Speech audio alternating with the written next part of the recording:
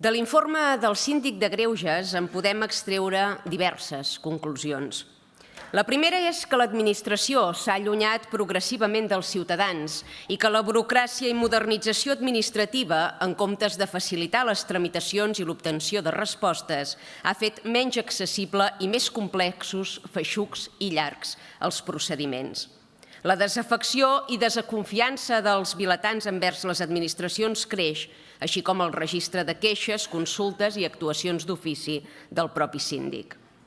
La segona és que les disfuncions estructurals que es detecten en l'informe apareixen simultàniament a diferents departaments i àmbits: salut, ensenyament, habitatge, serveis socials, dependència, infraestructures, transport públic, justícia. Per tant, som davant un col·lapse sistèmic i generalitzat, no pas davant una deficiència focalitzada. La tercera és que l'administració es limita a gestionar la pobresa en comptes de generar les condicions per superar-la. No s'impulsen polítiques actives d'inserció laboral, de formació o d'autonomia econòmica que redueixin la dependència vers serveis socials, sinó que se n'incrementen les partides per consolidar la política del jaure i subsidi que vostès han implantat. Determinades formacions han trobat en la pobresa crònica un vot garantit. Si el ciutadà depèn de les seves polítiques woke per sobreviure, les continuarà votant. Un cercle viciós, finançat amb els diners dels qui sí que volem erradicar la pobresa i els subsidis i reconduir el país cap a la cultura de l'esforç i de l'ascensió social. La immigració il·legal, massiva i invasiva que patim, sumada a la permissivitat dels governs, fa que les contracomunitats creixin, s'estructurin i s'empoderin. A mesura que s'afiancen demogràficament, utilitzen totes les eines a l'abast per ampliar el seu ventall de privilegis. I el Síndic de Greuges no n'és una excepció. Gairebé 1.000 de les 13.000 queixes rebudes provenen d'immigrants. A aquesta xifra cal sumar-hi totes les queixes i consultes fetes per empreses woke del tercer sector subvencionades per la Generalitat que es dediquen a assessorar gratuïtament els immigrants per, alhora, poder justificar els diners públics que reben. Una xarxa clientelar que instrumentalitza el síndic i l'empra com a arma llancívola contra els ajuntaments que fiscalitzem el padró o intentem erradicar astúcies, fraus i màfies. D'aquesta manera, el síndic es converteix, voluntària o involuntàriament, en l'altaveu dels qui pretenen abusar del nostre estat del benestar, donant legitimitat i recorregut a unes reclamacions que es basen en tripijocs i enganyifes. Sort n'hi ha que el síndic sols pot recomanar i no pot obligar-nos a cedir davant les pretensions intolerables de qui, en comptes d'integrar-se i aportar a la societat, ha vingut a remodelar la imatge seva i a saquejar-la. L'àmbit sanitari amuntega un percentatge molt important de les queixes.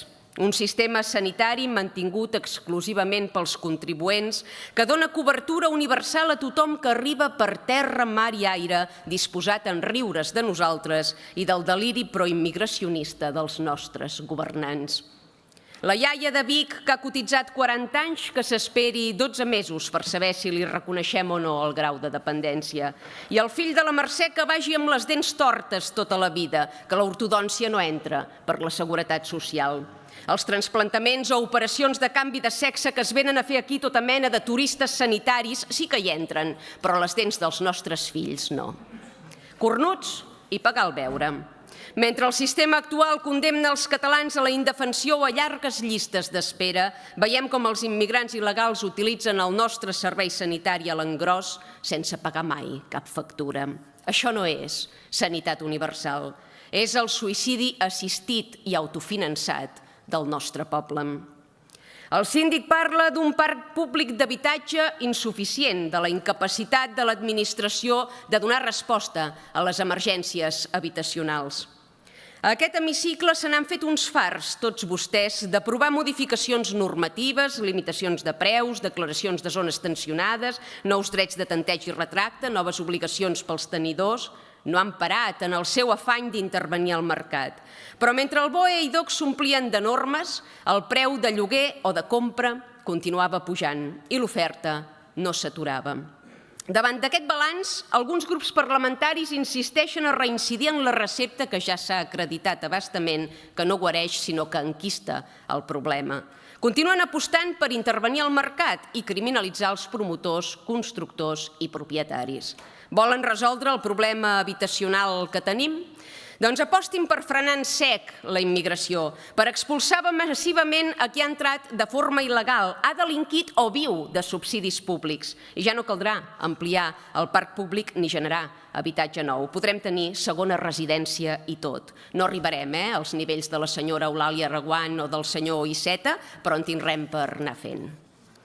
Pel que fa a l'ensenyament, l'augment constant de les inversions en programes de suport lingüístic, aules d'acollida, reforç escolar i equips d'atenció a la diversitat no és cap èxit pedagògic ni social com ens volen fer creure, sinó la constatació empírica del col·lapse.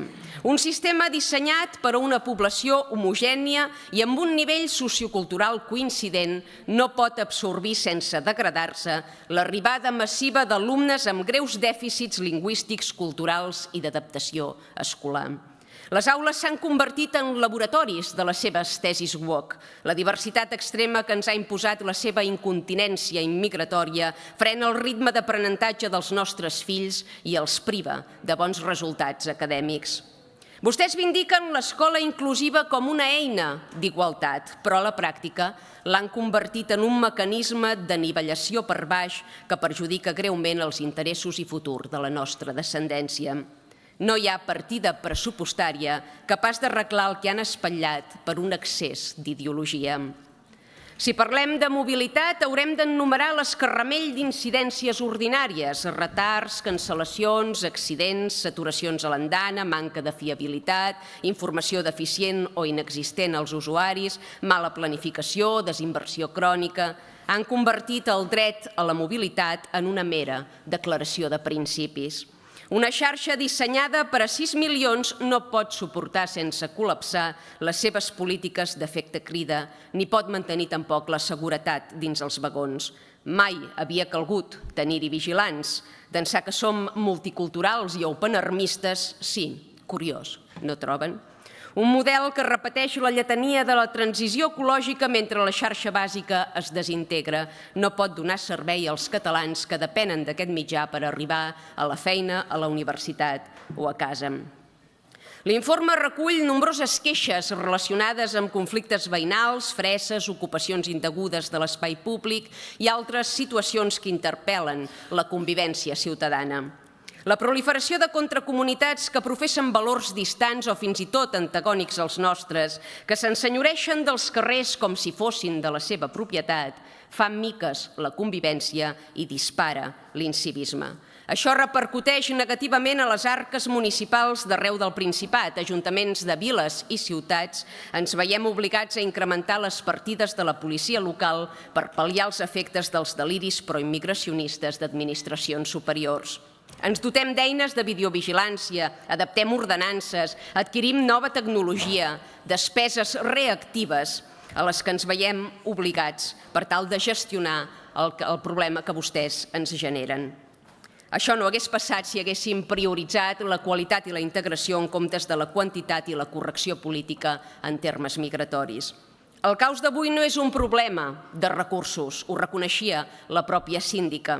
És un problema de manca de coratge per redreçar el país i defensar els drets, interessos i llibertats dels catalans i de Catalunya. I no, no és racisme, és seny i ordre.